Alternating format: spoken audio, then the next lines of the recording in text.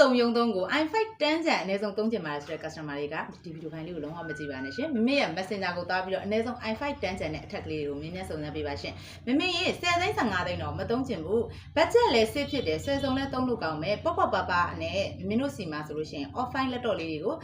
ဈေးနှုန်းတသက်တွေကမိတ်ဆက်ပေးပါသုံးချင်ပါတယ်ဆိုတဲ့ customer တွေကတော့ဒီဗီဒီယိုဖိုင်လေးကိုလုံးဝမကြော်သားပါနဲ့ရှင်မင်းကဒီဗီဒီယိုဖိုင်လေးမှာသုံးရတာပေါ့ပါနဲ့သုံးလို့လည်းကောင်းတဲ့လက်တော့လေးတွေကိုမိတ်ဆက်ပေးမှာဖြစ်တဲ့အတွက်ကြောင့်ပါရှင်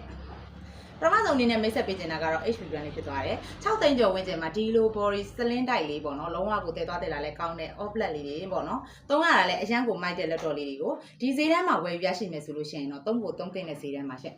CPU အနေနဲ့ဆိုလို့ရှိရင်တော့သူကပေါ့နော် AMD A4 ကို9000ကျော် series လေးနဲ့ထွက်ထားပါတယ်ရှင် RAM 4 SSD 128ကိုမင်းတို့အသုံးပြုပေးထားတယ်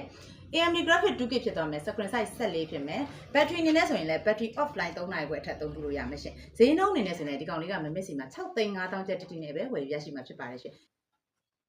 နောက်ထပ်ပြီးတော့မင်းကမိတ်ဆက်ပေးနေတာကတော့ Acer လေးဖြစ်သွားတယ်ပေါ့နော်ဒီခါလေးကတော့ brand လေးက Acer ဖြစ်သွားတယ် CPU အနေနဲ့ဆိုလို့ရှိရင်သူက i3 ကို5 generation လေးထွက်ထားတယ်ပေါ့နော် RAM 8 SSD 128နဲ့ data တွေသုံးဖို့အတွက် heading 900K တည်တံ့ထပ်ပြီးတော့ပါရှိသွားအောင်မယ်Intelligent graphic 4K ဖြစ်မယ် screen size 14ဖြစ်မယ် battery အနည်းဆုံး2နာရီလောက်အသုံးပြုလို့ရမယ်ဈေးနှုန်းအနေနဲ့ဆိုရင်ဒီကောင်လေးကလည်းမမစ်စီမှာ6သိန်း6000ကျပ်တိနဲ့ပဲဝယ်ရရှိမှာပါရှင့်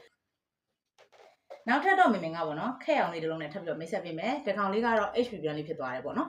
သူကတော့တစ်လုံးလုံးခက်အောင်လေးနဲ့ထွက်ထားတယ်ပေါ့ CPU အနေနဲ့ဆိုလို့ရှိရင်တော့သူက i3 ကို6 generation လေးဖြစ်သွားတယ် RAM အနေနဲ့ဆိုရင် 8K SSD 128K နဲ့ data တွေသုံးဖို့အတွက်ပေါ့နော် heading 900K တည်တံ့ထပ်ပြီးတော့ပါရှိသွားအောင်မယ်ရှင် Intelligent graphic က 4K ဖြစ်မယ် AMD 2K တည်တံ့ပါရှိသွားအောင်မယ်ရှင် screen size 14ဖြစ်မယ် battery အနေနဲ့ဆိုရင်လည်း battery offline 4နိုင်လောက်အသုံးပြုလို့ရပါတယ်ရှင်ဈေးနှုန်းအနေနဲ့ဆိုရင်တော့ဒီကောင်လေးကမမစ်စီမှာ9သိန်း3000ကျပ်တိနဲ့ပဲဝယ်ရရှိမှာဖြစ်ပါတယ်ရှင်နောက်ထပ်တော့မင်းကပေါ့နော်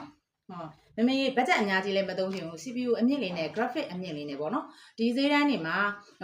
graphic အမြင့်လေးတွေနဲ့ထွက်တာရှားတယ်ပေါ့နော်များသောအားဖြင့်ကဒီကောင်လေးကတော့ brand လေးက also ဖြစ်သွားတယ်အတွင်းချမ်းကာလာလေးကတော့ခဲဖြူရောင်လေးနဲ့ထွက်ထားပြီးတော့အပြင်ချမ်းကာလာလေးအနက်ရောင်လေးဖြစ်သွားမယ်ပေါ့နော်